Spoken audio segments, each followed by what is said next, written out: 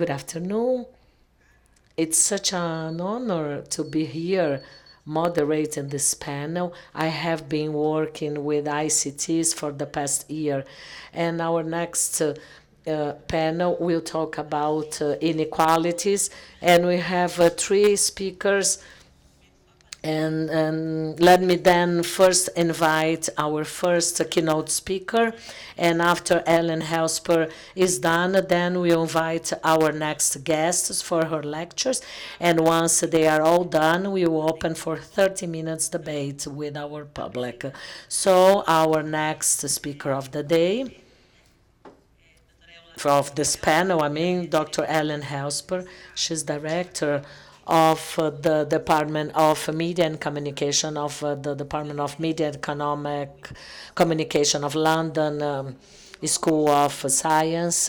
She works with digital and social connections, methodological innovations, quantitative and qualitative research about media and communication. Currently, she is included in several projects: digital skills to tangible outcomes, inclusive growth, connected cities, Global Kids Online, and Internet projects. She's also a guest professor for USC Annenberg School for Communication and Journalism of PUC University in Chile, and she's a collaborator of Cetic. Thank you, Ellen, for being here today.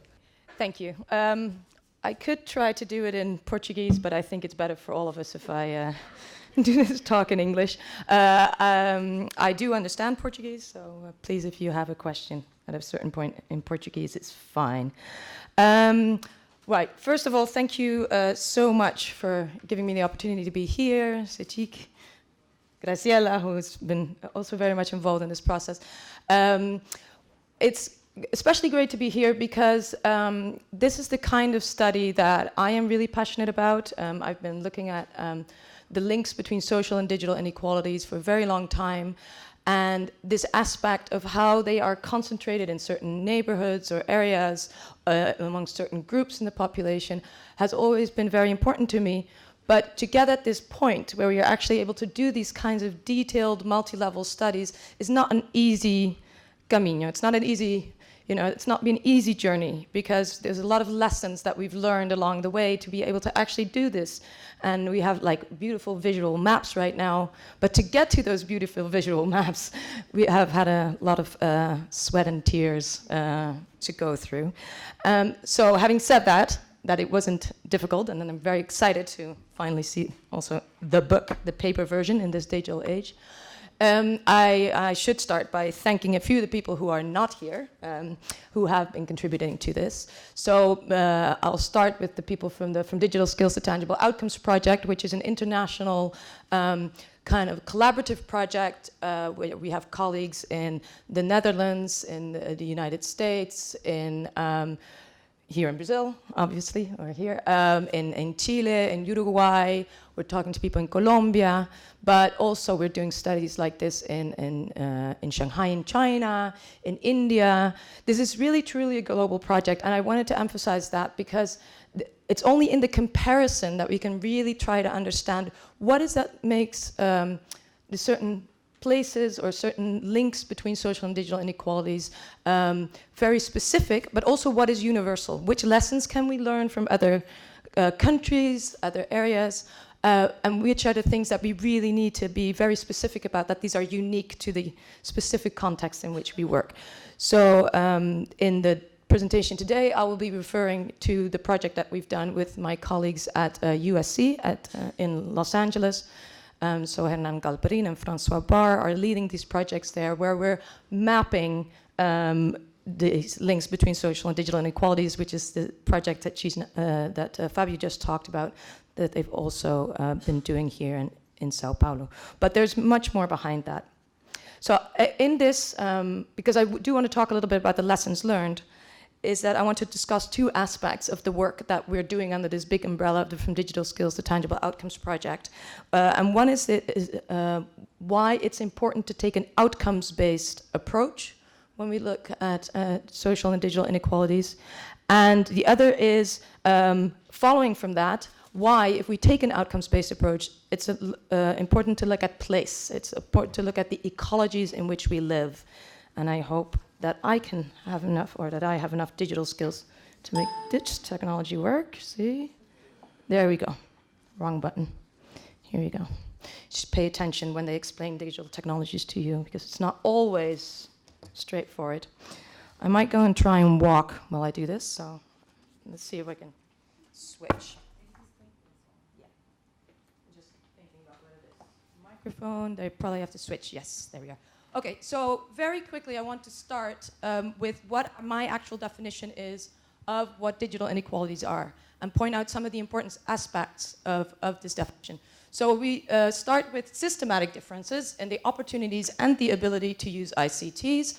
So the word systematic here is important. It's not whether somebody uses the internet or not, but when we talk about inequalities, it's about systematically between certain groups of people living in certain areas. They tend to have like compound levels of disadvantage, both in terms of access, the opportunities to access technologies, but also the ability. So we can't know if somebody is really digitally excluded just by looking at whether they as an individual don't use it. But to understand inequalities, we need to look at this kind of systematic differences. And the second part, and this is something that's actually been added to the work as we go along, it's not about whether you use technologies, but we also need to look at who is able to decide when to not use technologies, because it might actually be better in this particular instance not to use technologies. So non-use, in the sense of not using it for certain purposes, is also part of inequalities that might be systematically different between groups. And also in ways, if we talk about this use, and this is where the outcomes-based approach comes in, it's about the achievement of beneficial outcomes. And I've said this in several other places before. I don't really care if somebody is on the internet. I don't care if they have access. I don't even care if they have skills. I don't care if they're using it.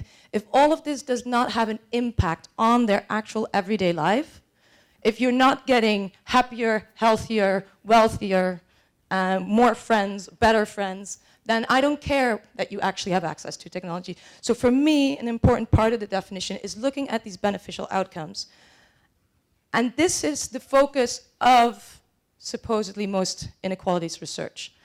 Now, one of the things that has now been added to it is this, avoiding negative outcomes. Obviously, when we talk about interventions, and we've seen, there's still a lot of people who are not online, so they're not getting any benefits in a way, although it can be debated if you have to use the technology to get the benefits of the technology. You might have other people who can do it for you, or you might benefit even if you're not using it yourself. But that, because there's a rush to get people online, we often forget a little bit that the technological world also has negative aspects to it. And that when we're trying to get people online, we also need to make sure that they're equipped to deal with some of the more negative aspects of it, so that they can avoid these negative outcomes.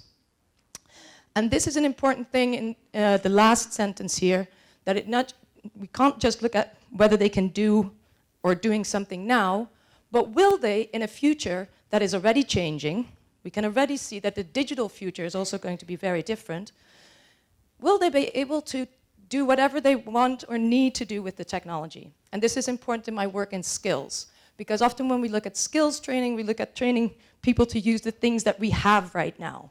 And really what we need to do is to prepare people to give them the kinds of transferable skills that will allow them to use whatever technology is put in front of them in the future.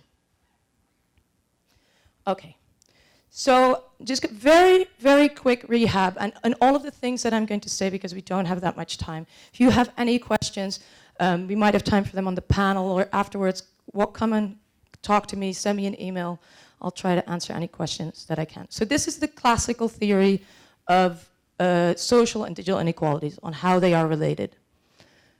So the kind of systems, the systematic kind of histories of a country, the infrastructure, these historical processes, the political processes, they all influence the individual in what we have and who we are. This is traditional inequalities. Yeah?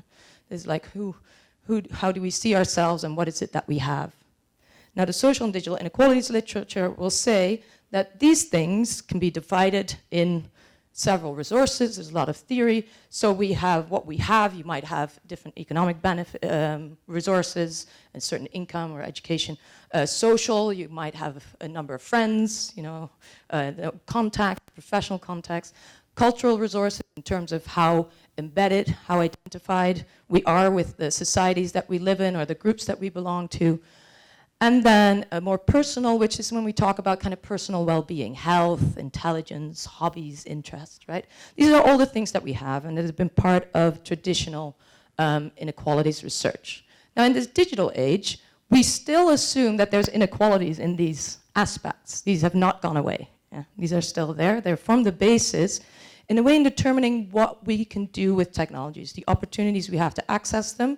And this is where a lot of the research historically is focused on and where we're still focusing on. We saw some interesting data already on the maps in terms of who has access to what kind of technology. And then the second layer is laid on top of it is the types of skills that we have and the types of kind of attitudes or dispositions we have towards technologies that make us see technologies as good for certain things and not allow us to use the technologies for certain ways. And in the end, all of these don't really matter unless we have this last one, which is actual engagement with technology.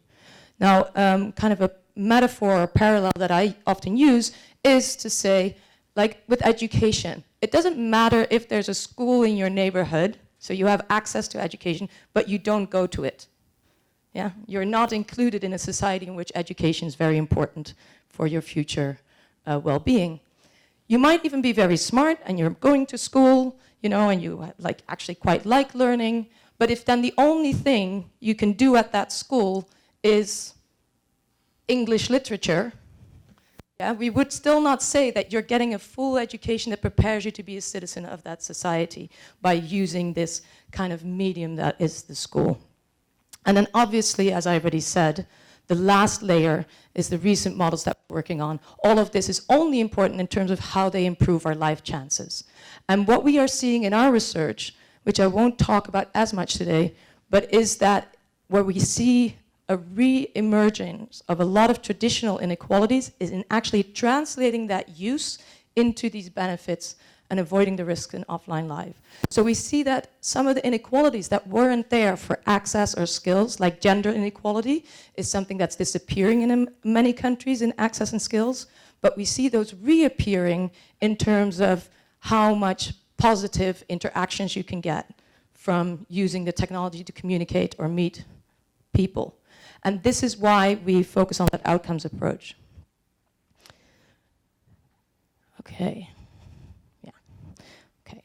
So then the really important part of the presentation, why does this make it important for us to look at more than the individual? Because up until now, a lot of the research on digital inequalities has really looked at the individual. And what we see is that, one of the examples that I mentioned, is that providing access and skills training to people doesn't actually lead to equality in outcomes, in these beneficial outcomes.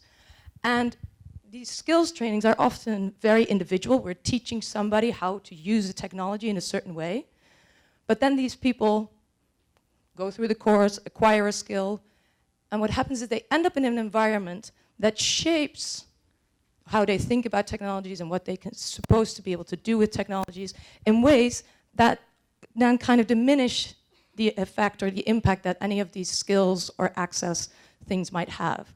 And so what we started to realize is that this kind of individualistic approach to studying digital inequalities doesn't allow us to understand the full picture, and that we need to look at these social and material environments, the ones that we live in and grew up in, to really understand how our norms and behaviors around technology are shaped. They create these kind of what we call horizons of opportunities, and they constrain our choices in terms of the choices that we make in using our technology. So these limits kind of determine how our individual needs and characteristics are expressed in a digital environment. These are obviously related to access and attitudes and skills and experiences. And this is all a bit abstract maybe if we think about that in terms of text or theory. But this is the original model this individual person, but nobody lives as an individual, except if you live in a cave or something somewhere, you know, like you really like solitude. But most of us don't live on our own, in our own heads, with our own individuals. Most of us also don't live as these kind of big structural categories that we're talking about. You know, a lot of digital inequalities research talks about women versus men, you know, important. Or, you know, we saw some class analysis, for example, you know, people from kind of more upper class versus middle class, but we don't tend to live, that's not our life, right? We live in neighborhoods, we live in areas, which determines who we actually interact with. Whether we see ourselves as rich or poor is going to depend who we see around us, right? It's relative. We might not feel very poor if everybody around us has exactly the same as we have, yeah? If we never interact with somebody who has more. Not only do the places that we live in determine who we interact with, or these kind of, you know, what our networks are, but they also determine what we consider normative, not through direct interaction, but just by observing. And I've got some pictures here to see if you just look at like this explicit learning, obviously, in the neighborhoods that we live, who we interact with is they might tell us, you shouldn't be using technologies to play video games, it's only for homework, right? That might be explicit, but there's a lot of implicit learning, like just by walking through the streets or just by being at work. Even when we ourselves are not engaging with technology, we see what other people do, what is the infrastructure and things like that. So that's this kind of socio-ecology model, you know? You might not be aware, as I said, of that your access to technology or to resources is not sufficient to survive in society if nobody around you has talked about it, or you've never seen anybody who is not like you use the technology in very different ways. And I'll spend the last 10 minutes looking at results, so bear with me for the last slide, which has text. So why is place important for research and policy? Because this is all kind of like, you know, academic, we try to explain stuff, but there's certain things that you can do by looking at neighborhoods that you cannot really do when you look at individuals or kind of societies at large through big surveys. It's very difficult to observe change in people's life. What are the things that really trigger change for somebody? For somebody to make that realization that, you know, what they have is not going to allow them to get a job, if we think about digital skills, or what makes them think like, actually technologies can be quite useful, or this is the kind of thing that I might have to avoid when I'm using this technology. It's really hard to observe because changes in that, and the things that trigger those changes are the things that happen in our digital and social spaces. Yeah, so they don't take place at these abstract higher levels nor at the individual level as much. And when we talk about policy, while we might have a national policy, the implementation of this is often done, the way our societies are organized, is it's at the community level. You know, we have local governments. In these local governments, we have organizations that do very specific work with very specific communities, have a lot of knowledge. So for implementation, it might not be that meaningful if you say, well, women in general don't have any skills, when you are working in a very particular community where that is not the case, or where other factors might be more important, health, crime, or something like that, rather than gender and people's exposure to that. One of the great things about doing this kind of neighborhood-based work that we've seen here is that it's at the neighborhood level, it's really easy to combine a lot of other data sets that are out there. For these projects, we've used big data sets about speed, of landlines and things like that.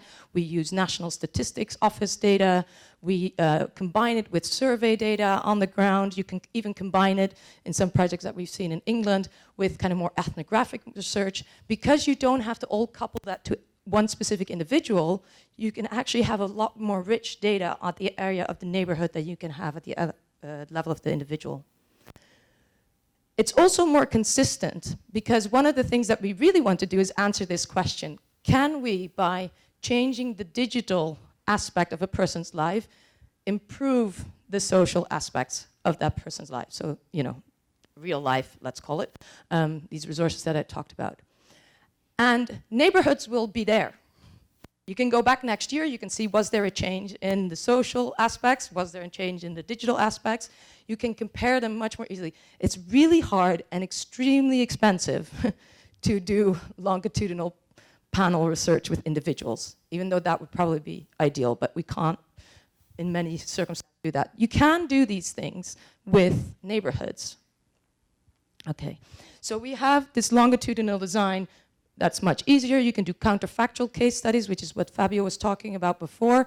You could have two neighborhoods that are very similar in terms of their, let's say, socioeconomic and socio-demographic characteristics, but have very different aspects digitally. So you can look at those specific case studies to see what happened in that neighborhood. Why is it a neighborhood that, by all intents and purposes, should be digitally excluded because it's a very poor neighborhood with very, kind of difficult circumstances for people to live in? Why in that neighborhood do they have high levels of access, or do they use the technology in ways that the other neighborhood is not? So this allows us, in a way that often the research that we've been doing so far doesn't, to answer or start answering this cause and effect question. So let me look at this idea of social digital ecologies. In the world, very different. What we know at the kind of world level is that, this is kind of a map of colonialism, I think, where people who have digital stuff are the ones who've had historical power stuff as well. So it's very broad, but what this tells us is, oh gosh, inequalities just get reproduced over and over and over again. So let me first look at the work that we did in London. So London is a country that overall has quite a high likelihood of being included digitally. England overall, the United Kingdom, not so united maybe at the moment, but it's still the name of the country. Okay, so one of the problems that we have, I talked a little bit about this relativity and the importance of relativity, and that's why we study ecologies. One of the problems that we had, and I'm in London, that's where I spent quite a bit of time, and that's where I thought it might be interesting to do some research, because London, which is in the right bottom, if you can see the specific map, white in this case means that, well, we're all fine. But if you have a certain level of skill, and I'm talking about digital skill in London, that might not get you a job at all because you're surrounded by people. This is like, the Silicon roundabout, and there's all these tech entrepreneurs and startups and all these people who have really high level of skills, like an international market. Having that same level of skill in a different area in England would get you a job immediately, because there's very few people who have those skills. In London, you might be unemployed and not able to pay the rent, yeah? Or you might get the kind of job that pays you an income, but because you live in London, you're still not going to be able to pay the rent because, house prices are much, much higher.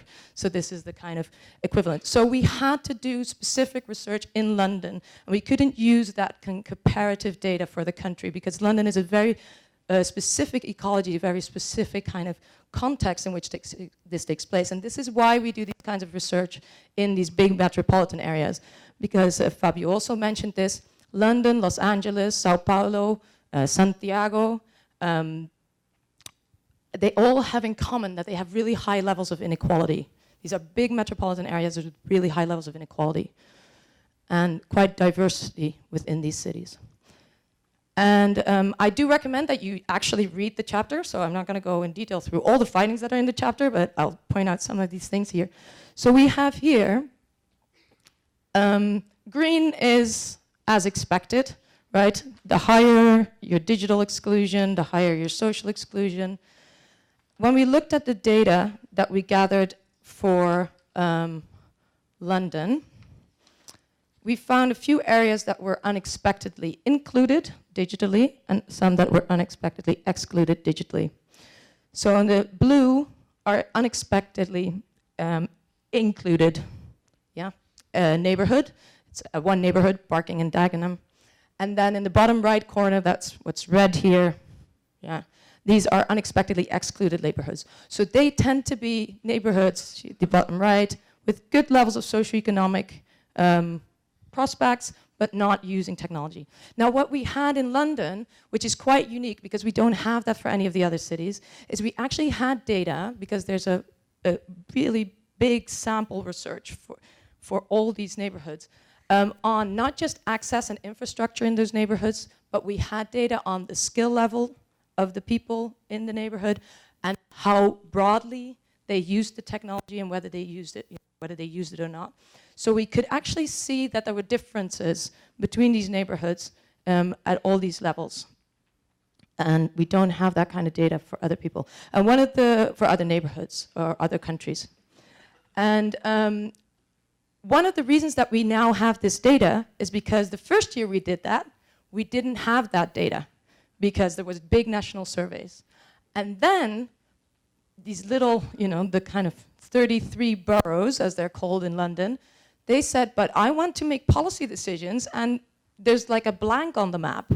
And everybody got really upset because they saw that their neighbors, envy, the neighbors had all this rich data, and the policymakers could make all these really great decisions based on what is the problem in my neighborhood: access, or is it skills, or is it the kind of services that are offered online? And so the second time around, when we did this map, all the neighborhoods started paying, the council started paying because they wanted this kind of data, so we had much richer data. Okay, so we also did some qualitative work both in London and in LA.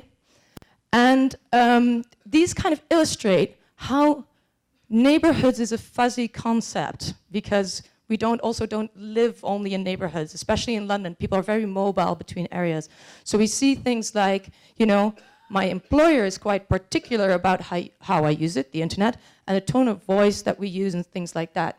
So we have quite a lot of guidelines that we can follow. So this person, where they live, they don't have a lot of information about tech. But when they go to work and where they live, and then they take that back home in their neighborhood, they do. Yeah, there's another example of more negative example, that this person going to work realizes that they're just not really technically capable, because I realize every day, as the technology pushes us to become more digital, that I am not there yet. So we have similar data for LA. LA very similar in terms of the social digital inequalities in a country that's also high on diffusion in general. This is the level of graduate education. This is how many people have, I think I have to check, but I think it's the mobile only data. So we can see that in general, when we look at it, there's an overlap. It's very similar coloring, Those who are excluded, those who are included are included. But here in LA, it's interesting, in LA, we find some areas as well that are not, where we find unexpectedly included, although there were no unexpectedly excluded groups in LA. And I'm just gonna, because I don't have the names of the neighborhoods, and I need to wrap up. But what we find here is that especially La Puente, the one on the A, La Puente in Industry Cities is very interesting because it's deprived, but it has one of the highest level of digital inclusion. So the work that we're doing right now is to start to compare it with these ones, who have similar levels of digital or social exclusion, but are kind of expected in terms of the digital exclusion. And let me just go, whether I need to see something, but if not, I'll move. Okay, so we can see how this aspect of it, the people and what they do around you in neighborhoods, that often determines how we interact with technology, is it comes from the family, from the household you live in, the parents that were never used to using technology. They're really opposed to it right now. But now, when I got a job, I started to learn. And this was a person that got a job in the neighborhood, right? Not somebody who was going very far away. This is a really interesting quote from a young person. They were in a very deprived neighborhood in LA, but they moved and they went to study in Watts. They were in Watts and they moved to study in UCLA. They stayed in the neighborhood, but they say, I really noticed the change between when I shifted from the people who I was hanging out with in high school to the shift that happened in social media when I was with people in college. And there's a big flashing red light, so I think I need to finish, which is good because I have a conclusion slide. Okay, so one of the things that I want to point out is that in the work that we are doing, now by looking both at the effects of the neighborhood, but also at how individuals' mobility of people between different spaces influences that, is that these neighborhood effects should not be seen as fixed physical spaces, but they should really be seen as the accumulation of different spaces, home and work and educational institutions. So if you have a neighborhood which has very few resources, you might actually be able to use some of the individuals that live in these neighborhoods and go to other areas to bring that knowledge back. Yeah, it doesn't have to be necessarily very, very local, but you need to understand what is specific about the local. So people achieve different outcomes from ICT use depending on where and with whom they live and study. These counterfactual studies are the most interesting bit, not where we confirm that deprived neighborhoods or people who come from deprived backgrounds also don't have skills. It's actually when this is not the case, that's where we learn the most. And that's why if we are interested in increasing the equality of opportunity and diminishing those inequalities of risks that people might get from using technologies, we need to understand these environments in which people live. And if we have a neighborhood that is extremely deprived in a social sense, where people are not very mobile, which is very homogeneous in terms of the kinds of use of technologies and the kinds of technologies that are there, it's very unlikely that that neighborhood is going to come out of that. And that's some of the lessons that we learned from LA, is that it's a lack of mobility, the characteristics of the neighborhood, yeah, and the characteristics of the individuals within them, and the interactions within that determine our kind of inclusion. And we can't look just at the individual or just at the kind of bigger picture. We really have to understand how complicated this phenomenon really is. So these are the projects that do that. And that would be my presentation. Thank you. Thank you. Thank you, Helen. And next, I'd like to invite our next speakers, Thomas Weissenbach.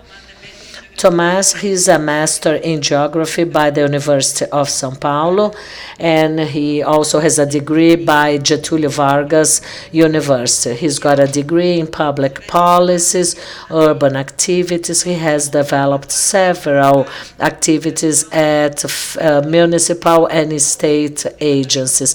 He is a former director of Urban and Municipal Secretary, where he coordinated the implementation of GeoSampa, which is a program for the city of São Paulo. Currently, he is also a researcher for Cebrap. I also like now to invite Luis Cláudio Kubota, who is an economist graduated by the University of Rio de Janeiro. He's got a degree in health economics. He's a master in economics, and he has worked for KPMG, Vivo Carrier, and he's currently coordinator for increasing strategies for IPEA, which is the Institute of Economic Research.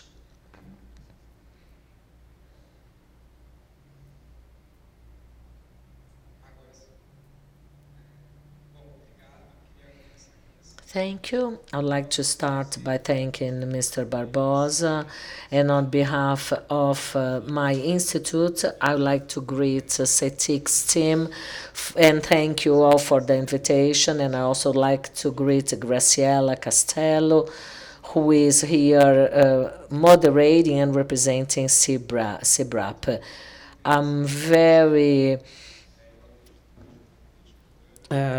very happy to be participating at this panel, which is so relevant as we deal with several urban issues, including methodological innovations and methodological challenges.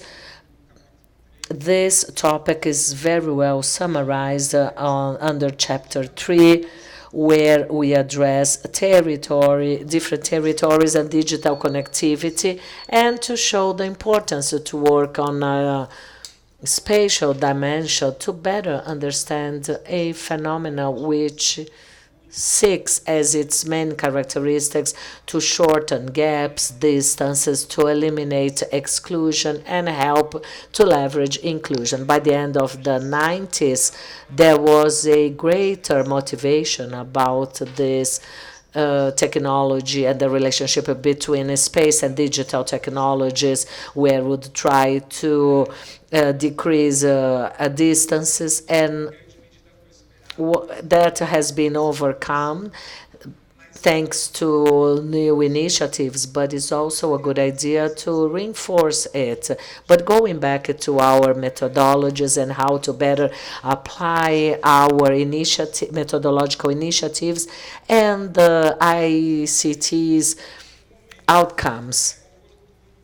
This is a very timely moment to release this survey as we are getting ready for a new cycle of public policies in the city of São Paulo that will be enhanced by the next elections and all debates that will be fostered around elections, and all the political parties that are manipulating to prepare their new statements and actions for the coming elections, and the society that sees inequalities as a main topic.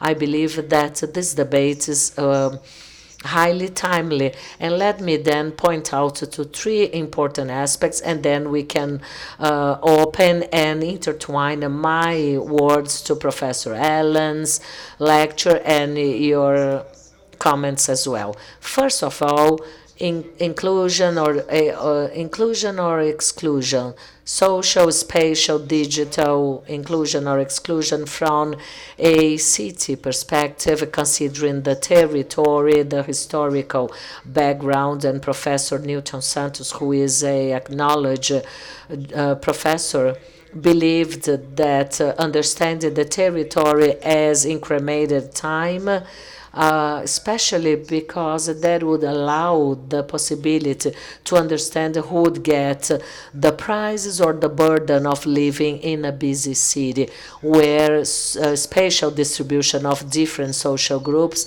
they are not happen by chance, and they are part of some historical backgrounds. The city of São Paulo, a city when in the 80s had not more than 90 million inhabitants, went through a very significant and fast process of growing, which was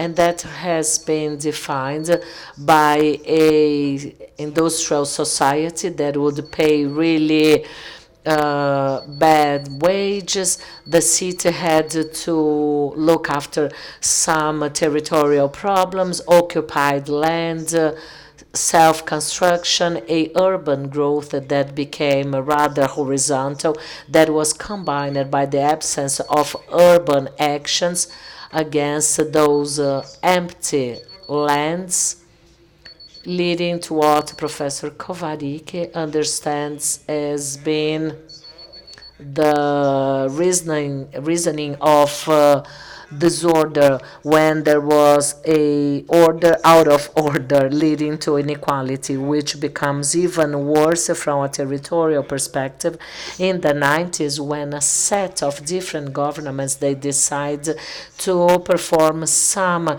interventions in the richest areas of the city of São Paulo, some very important avenues. They had to consume billions of Brazilian reais, thanks to a fund, special funds that would see some progress, but in a specific part of the city, and that became a cycle as the city had a large debt, and that is quite significant and responsible also for several plots that no longer could be occupied. Therefore, we have here a mechanism of continuous production of territorial inequalities, which implies in a condition to consider the next cycle of public policies, considering a very low level of investments, as the city cannot afford any significant investment. And the ICT article shows that will not improve from a physical infrastructure standpoint, as there are no resources to allow that transformation by 2030, when we suppose that the city will be able to recover part of that investment.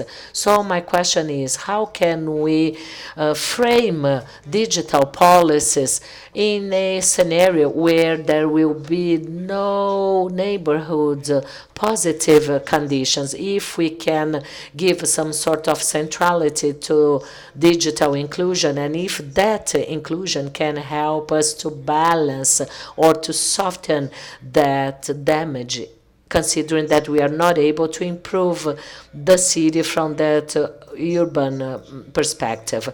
My second point, which includes the neighborhood as an important topic for further discussion. There are two important and two connections that are demanded here for digital inclusion. The first dimension is intersectorial inclusion, where we would add education, policies, cultural. How do we connect digital inclusion to other public policies? And the second pillar of that is how to include different scales, outcomes that will take from different neighborhoods of the city to a broader macro perspectives, where we have different regional units with a broader inclusion, allowing a link between a middle run a strategic plan based on a strategic director and business plan based on our budget plan that forecasts further investments, and how much is addressed to each region of the city, and what is the level of importance given according to the municipalities. And with that, I invite you to go through the whole publication and the chapter which I wrote.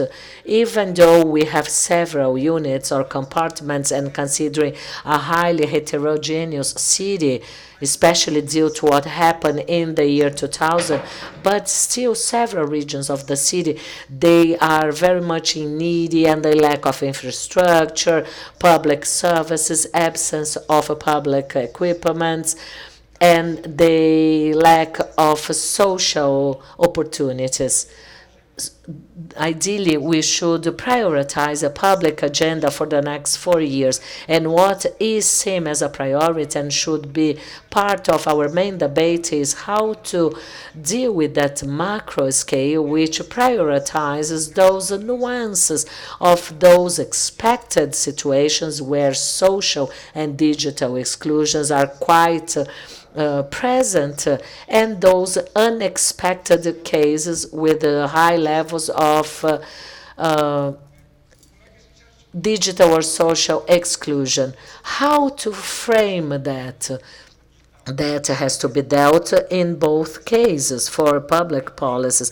Even the region of Peru, which was mentioned here before, that should be a leverage for a greater inclusion. This is a very important statement that is addressed by chapter 1, written by Helen, or still under chapter 3, which talks about expected versus unexpected cases.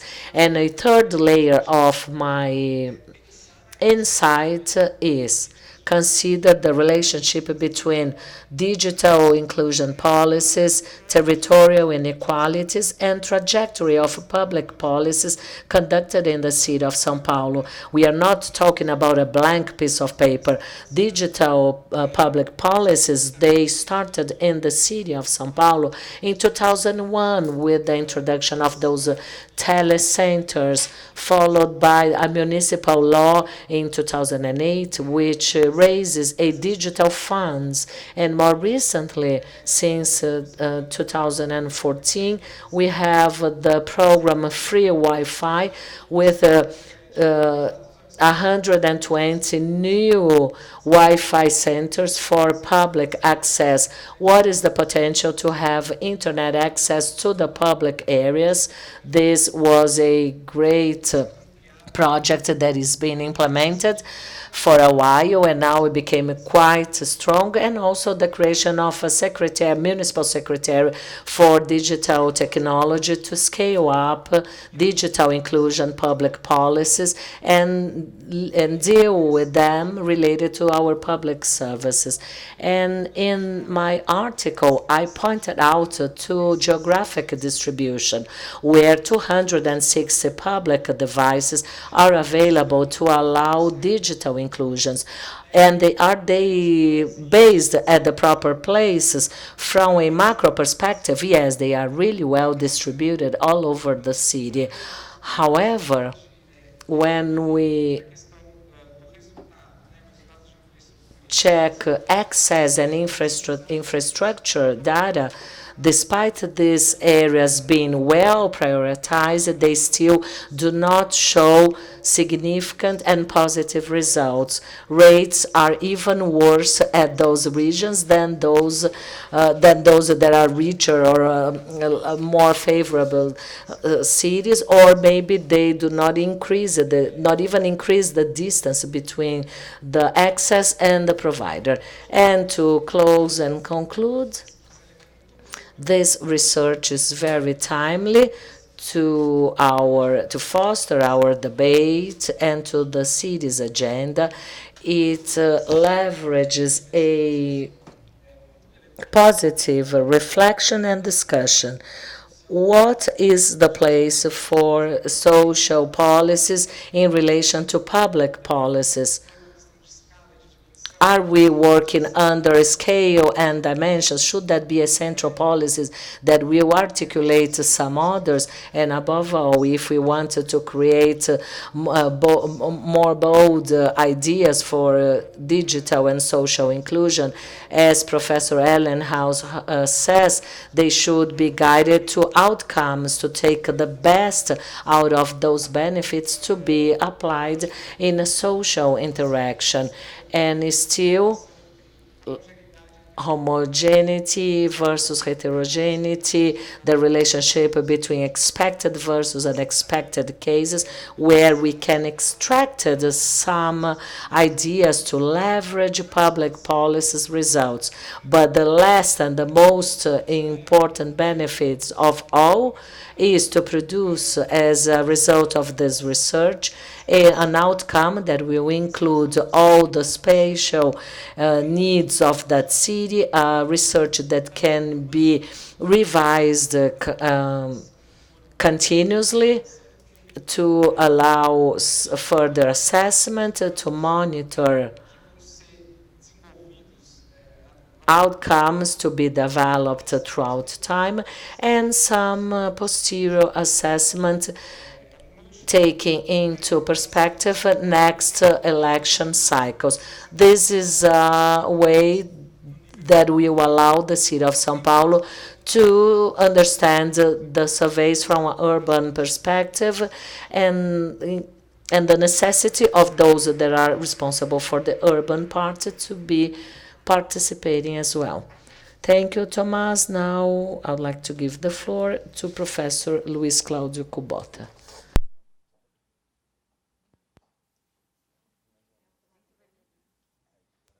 Alô? Bom, boa tarde a todos. Gostaria de... Good afternoon, everyone. Thank you very much, Fábio and Alexandre, for inviting me.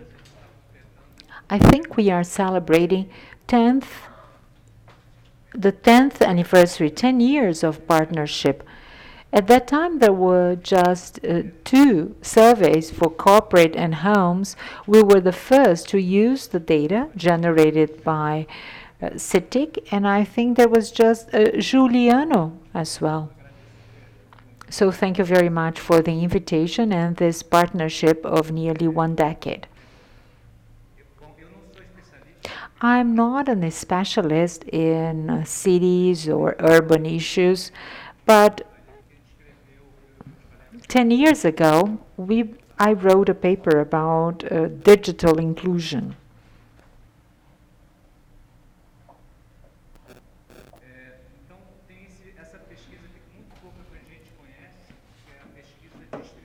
Very few people know the district survey about homes. There is one, in fact, there is more than one question about internet. I've been living for 15 years in Brasilia, and I've brought the indicators concerning Brasilia. In Marta's document, Brasilia is one of the cities that use the most internet. 66% of homes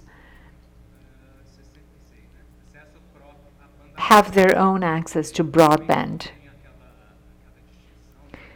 There is no differentiation in terms of speed, but this is the data. These are the data we have for Brasilia. Coordenação has information available to each specific administrative region of Brasilia, which is similar to our sub-management units here in São Paulo. But the data we have here has been grouped within 4 groups of different income levels. Please note that the lowest income group still has high income comparing to other places in Brazil, 2.5 minimum wages on average. So considering these 4 groups, the highest income group and the lowest income group, we have from 61 to 83%, 20 percentage points, which is a huge difference, but the rate of the last group still seems to be high if you compare to data shown by Alexandre in his initial slides.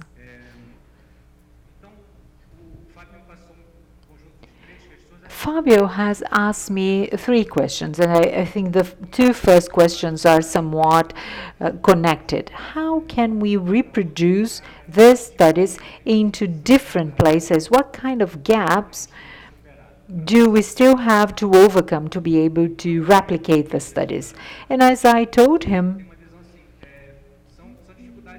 these are significant difficulties to be overcome. And why is that? We have information by Coordenação. We have sophisticated indicators that were used, for example, childhood mortality by district. In Brasilia, we can also calculate poor condition homes over high condition homes, because we have here Foundation Sociedade and Coordenação in Brasilia. I really don't know whether this would be applicable to the other 25 states in Brazil or not.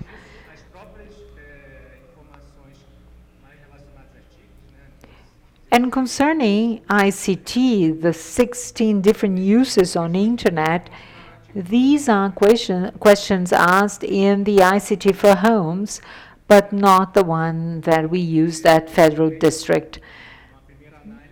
At first, it does not seem to be simple to replicate that to other kind of studies, including the Brasilia, which has very interesting surveys, as I've shown you. And I'm sure we can go into this issue when we open for the discussion. But I don't think that replicating these studies is something easy. It depends on the local initiatives and the initiatives of state or local governments. Concerning policies, this is a slide that I'm borrowing from a publication of mine from October 2009. But there are lots of things which are very timely.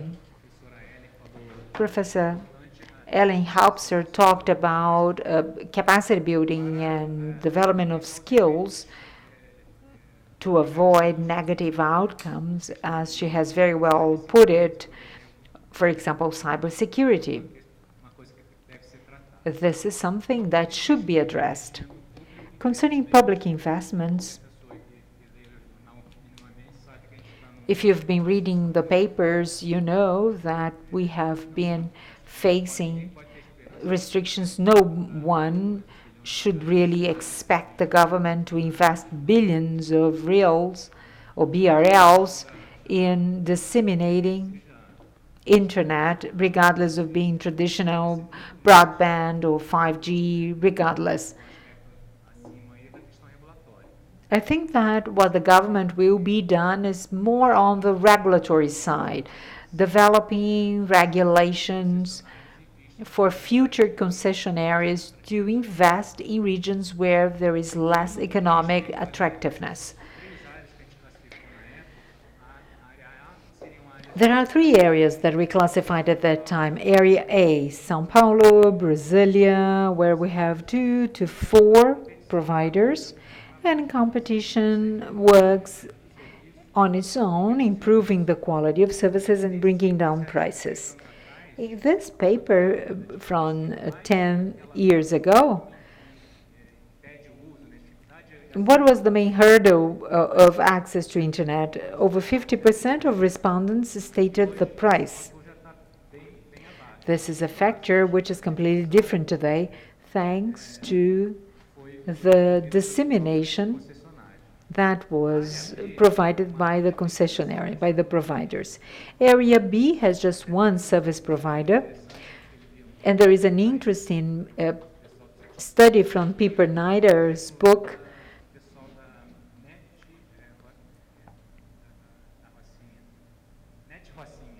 There is one chapter wrote by NET Rocinha, small providers of internet in Brazil. And in addition, they are people who live in Rocinha, which is a slum area in Rio de Janeiro. So they face difficulties in terms of raising funds and getting credit lines, etc. Well, therefore, in terms of federal government, policies will be more focused on regulatory affairs and favoring small providers than anything else.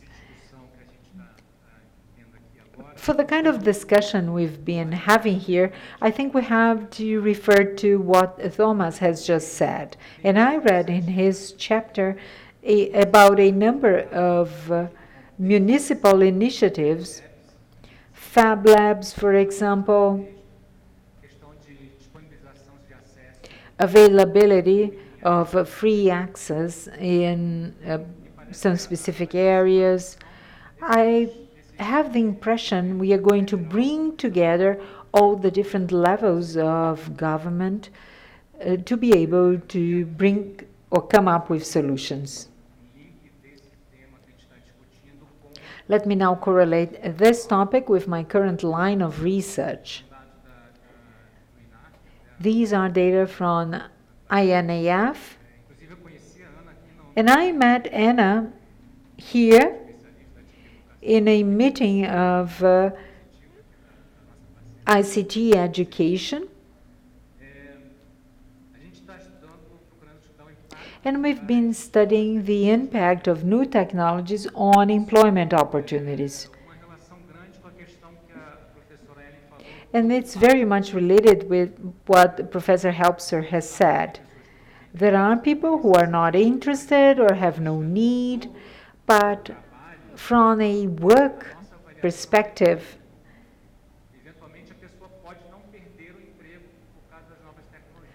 people might eventually not lose their job because of machine learning, 5G, or artificial intelligence. But those who remain in the market will have to work with either robot or algorithm. So we need them to learn more about this technology, and this is essential, which becomes even more important considering the pension reforms that are going on in Brazil. Last week, the new pension system has been approved, and all of us who haven't retired yet will have to work longer and will have to be abreast of new technologies. And this is a challenge for elderly people. This table shows you some interesting data. It has been submitted for publication, and based on data we have available, we have shown some known fact. Inequalities in Brazil just stem from prenatal status, so to speak. Your parents' education level, skills in use of ICT.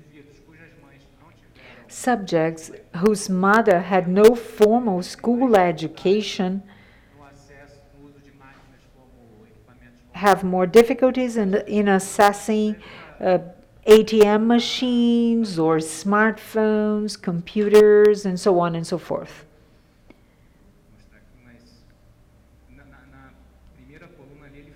In the first column, you can see that they just do it with difficulties, but the lower the schooling level of mothers, the higher the percentage of subjects who face difficulties in using ICTs. And it impacts the likelihood of having the teenager at school, of being employed, and so on.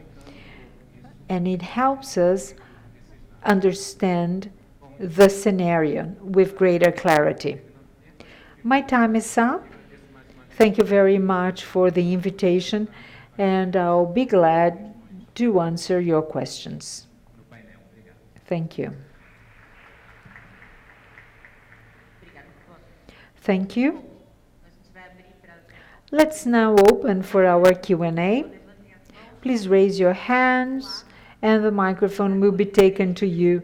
I'm going to hear 3 questions and then give them time. We are running late, but we are going to have a Q&A session for 30 minutes. Please tell us your name. Hi, good afternoon. I think this seminar is a wonderful alternative. I'm Guilherme Nafaus. I'm coordinator of digital convergence in the city administration. I am responsible for Wi-Fi areas, fab labs, and others in the city of São Paulo. We have a wide distribution, and therefore, when we say we have a good distribution, I'm glad to hear that, because in 2001, we had 400 centers. Some of them were discontinued, but we can still reach and have a good coverage. We have 131 of these centers, most of them partnerships with the local private initiative, which is a good characteristic of this program. They are, let's say, neighborhood associations, local associations that partner with the city administration and can really understand what are the local needs. of the population who lives there. We've been working on providing access as something really important. Wi-Fi program, and Daniel Dennenberg, our secretary, says that good policies remain over time. Last year, there were 168 million access of Wi-Fi in the city of São Paulo, 1.4 million access in our centers. Relevant data to be taken into consideration. Still low, considering, of course, the population of São Paulo, but better than nothing.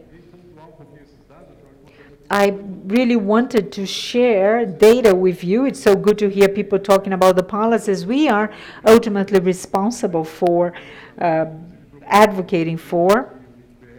I've been working closely with Cetic and NIC.br to bring together efforts and come up with indicators that would help us disseminate those services.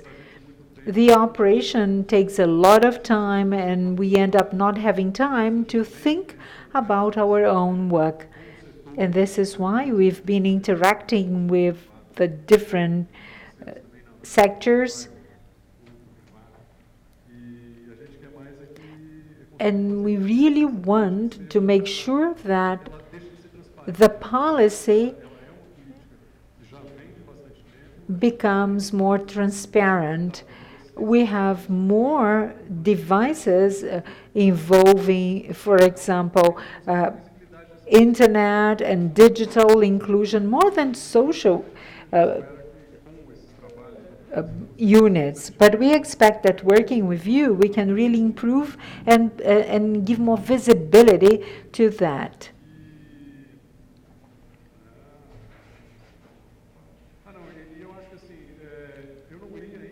I haven't read yet, but what I've heard from your survey seems to be very appropriate. So intersector initiatives, we've been working to provide social infrastructure. Many of the programs, they include education, health, social opportunities. In expanding Wi-Fi, we set Wi-Fi hubs, and the private initiative will expand and triple the number of access without collecting data from individuals. Just exchanging with ads. Well, it's not a question, as you can see, but I really wanted to make my point in such an important panel such as this. Thank you.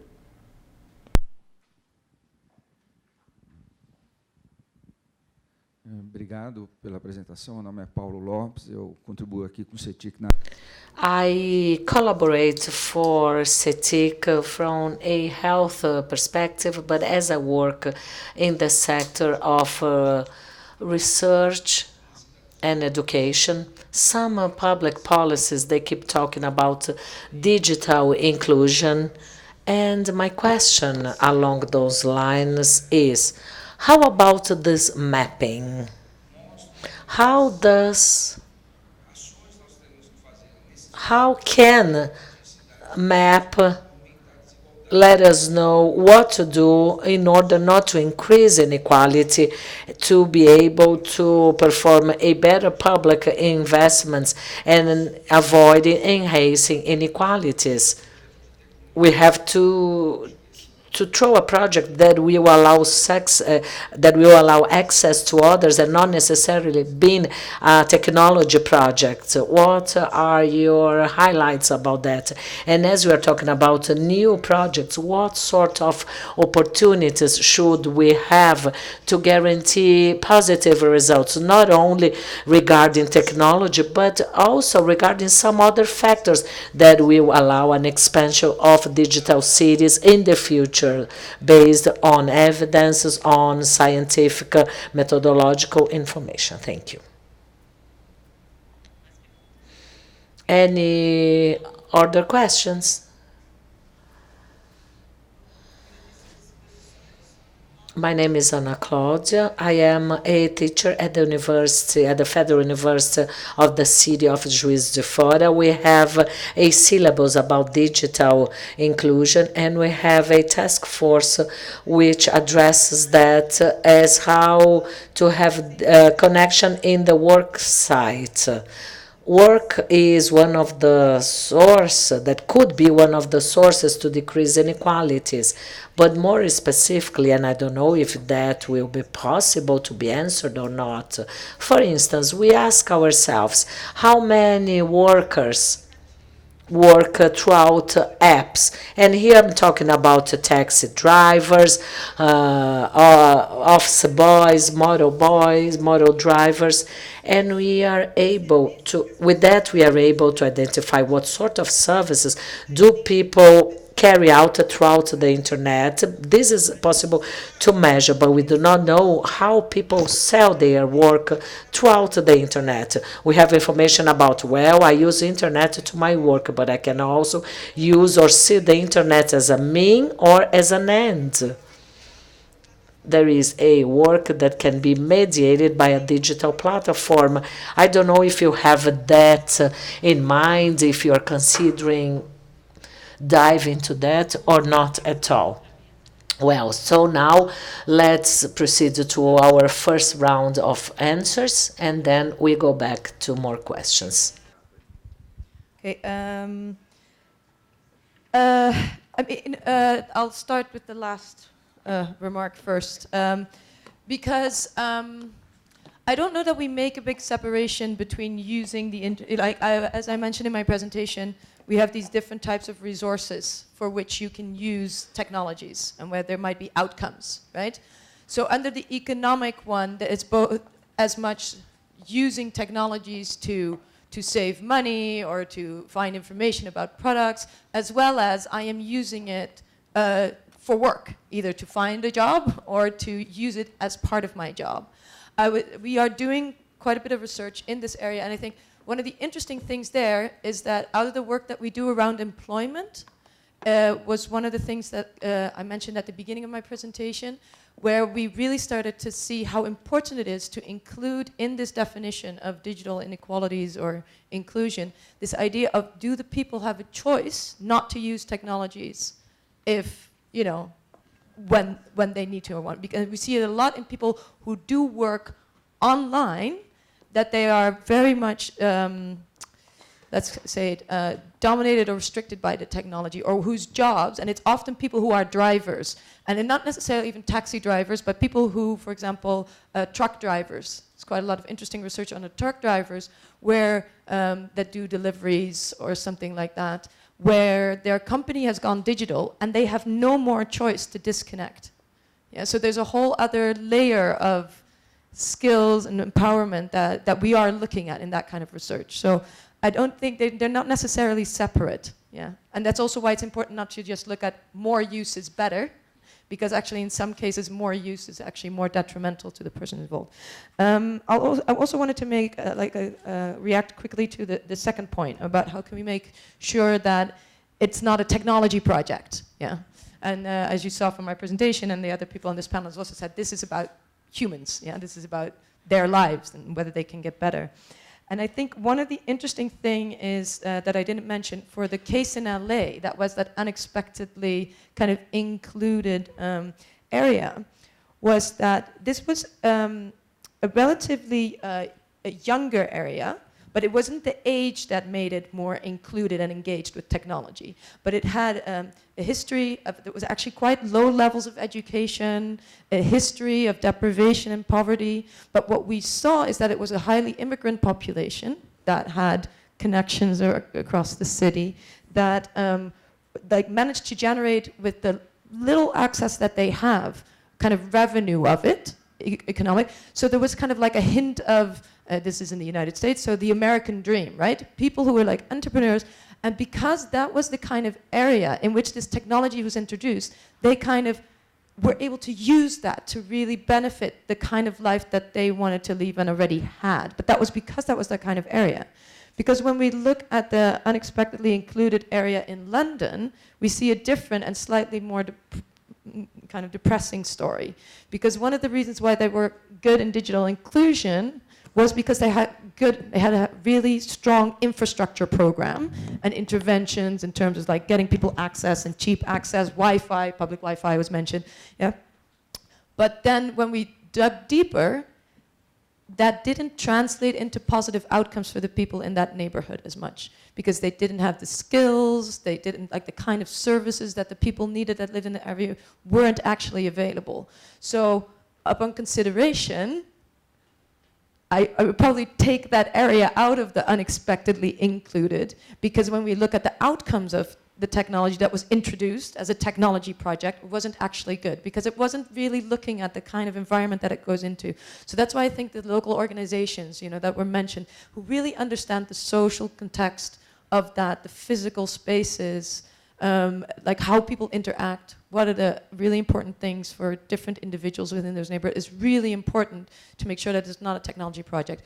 And I'll pass to the other people on the panel. But, and one of the things I think that it's really important, I don't know if there's policymakers around here, I know there's some on the panel, but I think what's really important to stress in this case is that if you make it a technology project, it's a really bad investment. If you make it just about giving people access, because you can, you know, first accountability is really easy. Oh yes, you know, we've given access and it's cheaper now.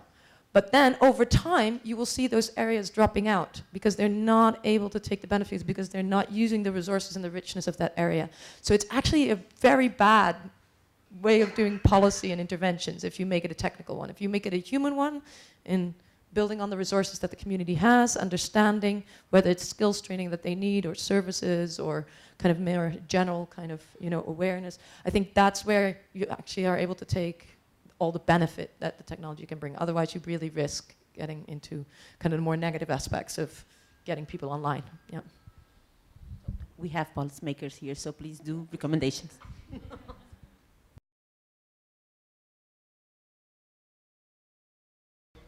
Opportunities for investigations that will be very clear after you read our publication, especially chapter 1 and chapter 3, which is to understand why some city halls, like the city of Perus or Campo Limpo or Mirim, districts where they face a heavily social exclusion with an unexpected level of digital inclusion.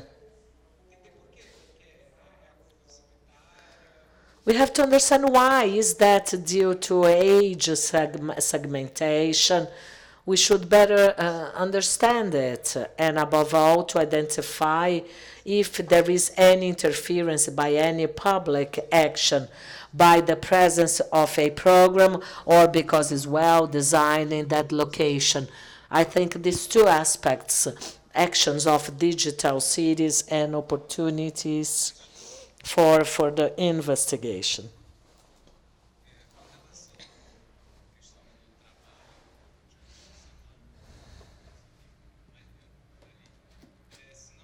If I'm not wrong, I read a paper saying that there would be 600,000 drivers who use that make use of the app.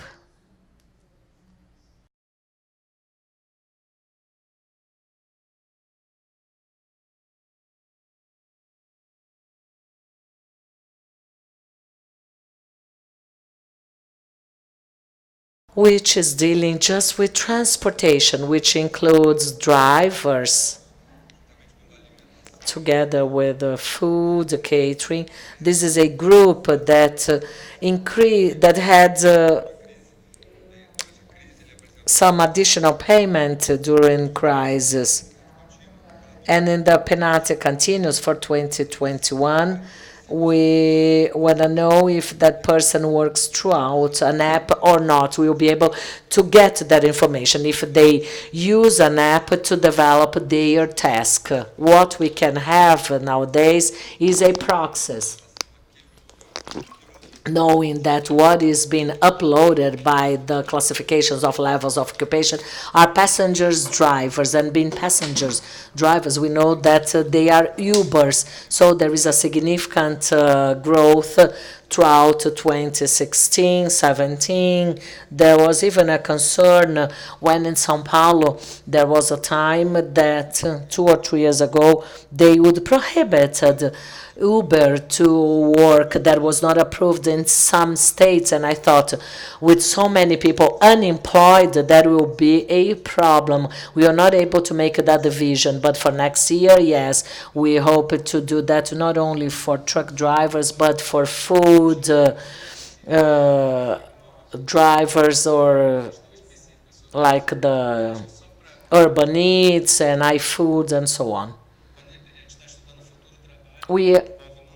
And that involves not only technology, but also lack of it.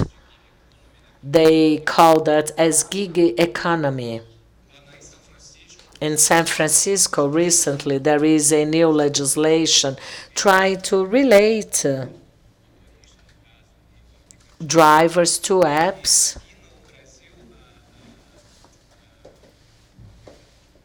And in Brazil, the iFood app, it will open they will start a type of insurance, health insurance, while the rider or the driver is logged in the app. That person is insured by the company. Well, I'm so sorry, we have to close, but coffee break is served outside, so you can keep talking. I also had my own questions, but we have to respect our time. Thank you so much.